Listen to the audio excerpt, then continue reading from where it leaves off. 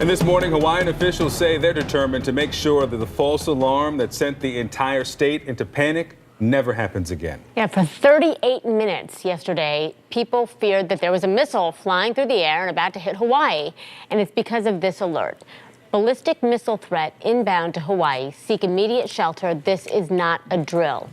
Now, this is a warning that was sent to people's phones. They showed up on their TVs. They played on the radio stations across the state. State officials say all of this panic was caused by someone hitting the wrong button. And a federal investigation is now going to begin to figure out how one incident could cause this many problems. So CNN's Sarah Seidner is in Hawaii. She's got some more details for us this morning. Victor and Christy, you know, that emergency alert that said that there was an incoming ballistic missile to Hawaii to seek shelter and that it was not a drill did send out a sense of panic to folks here. People trying to figure out where exactly to go, what exactly to do, knowing that emergency managers have been telling people here in Hawaii that there is only a 20-minute span between the time a missile would be launched from North Korea to the time it would make it here and make impact here in Hawaii. It's a very short time for people to figure out what to do and to take shelter. We also were able to speak with one of the state representatives here who was in tears talking about the fact that he had to explain this to his children and take shelter in his house while he was also trying to get information out to his constituents. And what a difficult thing it was to have a conversation thinking that this could be their last conversation. And we're seeing that across social media as well. People talking about their last conversations they thought they were having with their family members after they got this message. All in all, though, we have heard from emergency management officials and the governor himself. I spoke to them on the phone.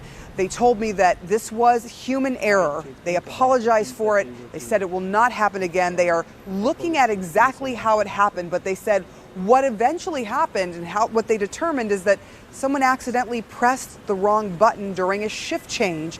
They were testing the system, and they have been testing the system here in Hawaii, but never anything like this. The test is an actual emergency siren, an attack siren that goes off, and they have told the population here what it's all about. But indeed, in this time, it wasn't the attack system that went off. It was a message to television viewers. It was a message through the radio and a text message on the cell phone. As emergency managers try and figure out how to make sure this never happens again, they are apologizing, saying this is human error, but it did create quite a bit of emotion here in Hawaii. Victor, Christy.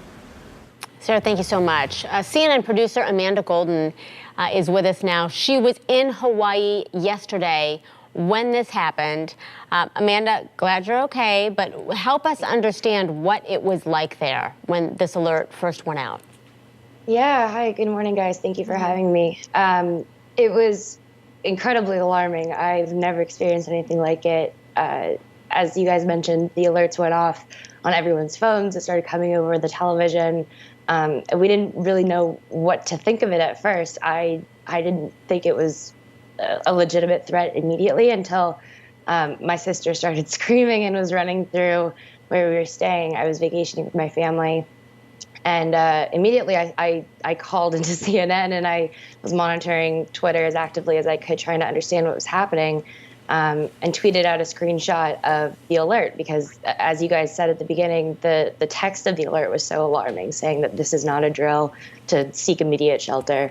And so just trying to figure out what next steps would be when you don't really know what next steps would be. So where did you go? Where did the people you were with go?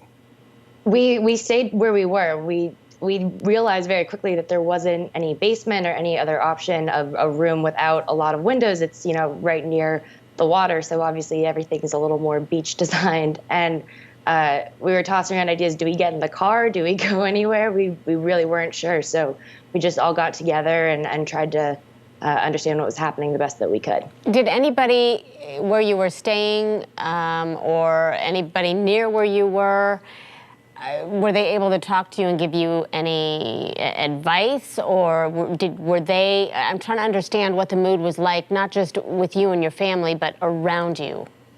Yeah, well, we tried to call. We knew other people staying close to where we were on the Big Island, and all of the lines were dead locally. We couldn't make calls. Internet was slowing down. So we really weren't able to communicate with other people other than in our immediate vicinity. And it was just our family and some friends that were with us. So we were, that was part of the problem, I think, was just not understanding if we were alone in this, in these alerts, other than, what I was picking up on the internet. Amanda, give us an idea of the conversations after you found out that this was a false alarm, because I'd imagine once everyone takes that first deep exhale, the question is, well, what if this had been real? Where were we supposed to have gone? What were the instructions? There was no guidance. Right, and that's exactly the point. Is I was able to have a bit more understanding that it wasn't a legitimate threat sooner than I can imagine most other people did, because I was able to call in to a major news organization and probably had a good 15 minutes of scare, but compared to others who didn't hear anything until that second alert went out 38 minutes after the first emergency alert came through the phones.